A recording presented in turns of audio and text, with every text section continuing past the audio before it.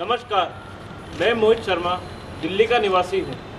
8 नवंबर को प्रधानमंत्री मोदी जी ने एक घोषणा करी कि 500,000 के नोट बंद हो जाएंगे, देश में वो नोट नहीं चलेंगे। उसके बाद देश के अंदर अलग तरह का माहौल खड़ा हो गया।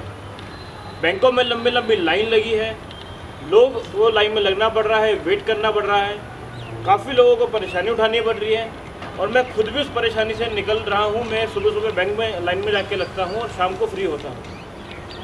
आप लोगों ने कभी सोचा कि इतना लंबा समय क्यों, इतना लंबा कदम क्यों उठाया गया? कभी आपने इसका अपने विचार किया? इसके 3 पहलू हैं। सबसे पहला, काला धन। काला धन देश के अंदर एक काई की तरह होता है। काई का काम आप जानते हैं कि उस पर अगर कोई चलता है तो वो फिसल जाता है, गिर जाता है। इसी तरह अगर काले धन के ऊपर देश चलेगा, प्रगति के राह पर चलेगा, विकास के राह पर चलेगा, तो वो गिर जाएगा, फिसल जाएगा। पहला ये मुद्दा है। दूसरा, कैप्टन पवन कुमार जो मात्र 21 वर्ष की आयु जो शहीद हो गए, हनुमंत थप्पा जो काफ़ी दिन बर्फ़ की चादर के अंदर ज़िंदगी मौत से लड़ते रहे, हमारे जवान रोज़ शहीद होते रहते हैं। ये पैसा, काला धन आतंकवाद को सपोर्ट करने के लिए होता है। हम बैंक के लाइन में खड़े होते हैं, हमको तकलीफ़ होती है, लेकिन जो फौजी बंदूक लेकर सेना पे तैनात रहते हैं हमारी रक्षा के लिए, कभी आपने उनकी तकलीफ़ के बारे में सोचा? कभी सोचा कि उनको कितनी तकलीफ़ होती होगी? हमारे हाथ में सिर्फ एक कागज़ और पेन होता है, उसके बाद भी हमारे को सारी सुविधा होती है वहाँ पे, लेकिन बॉर्डर पे ना रोटी होती है, ना पानी होता, तो भी उनको लड़ना पड़ता है हमारी रक्षा के लिए। वो हमारे लिए कितने परेशानी उठाते हैं? कभी आप लोगों ने सोचा? सिर्फ ये कहने के लिए कि मोदी जी ने ये कर दिया, मोदी जी ने वो कर दिया, गरीब आदमी की नहीं सोची, ये नहीं सोचा, वो नहीं सोचा। क्या सिर्फ फेसबुक ट्विटर पर लिखने से देश में बदलाव आ जाएगा?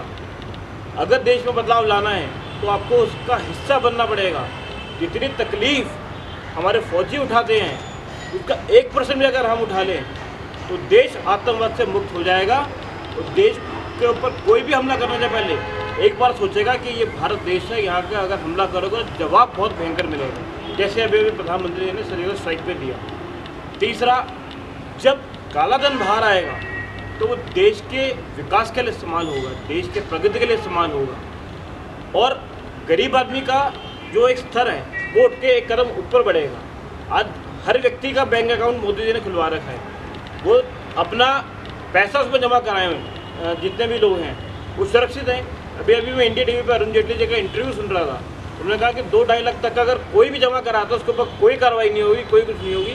और मिडिल क्लास व्यक्ति के लिए ईमानदारी का कमाया हुआ पैसा और ईमानदारी से करी हुई बचत 2.5 लाख रुपये बहुत है। तो मैं आप लोगों से, देशवासियों से अनुरोध करना चाहता हूँ कि थोड़ी तकलीफ़ देश के लिए सहन कर लीजिए। आप लोग सिनेमा हॉल के लाइन में खड़े हो जाते हैं, क्रिकेट मैच की टिकट लेनी है उसके लाइन में खड़े हो जाते हैं, जियो सिम फ्री मिल रहा है उसके लाइन में खड़े हो जाते हैं। लेकिन अगर देश के हित के लिए खड़ा होना पड़ रहा है तो मैं देखता हूँ लोग बड़े परेशान हैं, आपस में लड़ रहे होते हैं, पता नहीं क्यों फ्रस्ट्रेशन है। और 30 दिसंबर तक की डेट दे रखी है। और अगर इतना ही देश से प्यार है तो परिणाम ये है कि उसके लिए आपको खुद इन्वॉल्व होना पड़ेगा। फेसबुक ट्विटर पर भारत माता की जय लिखना, फ़ोटो शेयर करना, इससे कोई बदलाव नहीं आने वाला।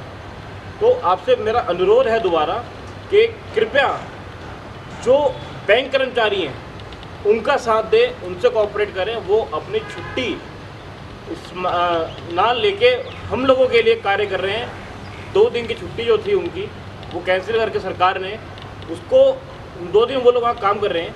तो कृपया उन लोगों से कोऑपरेट करें। और अगर बड़ा बदलाव देश में चाहते हो, जैसे स्वामी विवेकानंद जी कह के गए कि देश को विश्व गुरु बनाना है, अगर विश्व गुरु बनाना है तो उसमें आपको डूबना पड़ेगा, उसमें आपको सहयोग देना पड़ेगा। तो इसके लिए सबसे पहला कदम ये है कि जो कुछ दिन की तकलीफ़ है इसमें आपको लोगों को भी मदद करनी पड़ेगी ताकि देश आगे बढ़ सके और एक ऐसे स्तर पे पहुंच सके जहां के लिए मोदी जी चाहते हैं। धन्यवाद।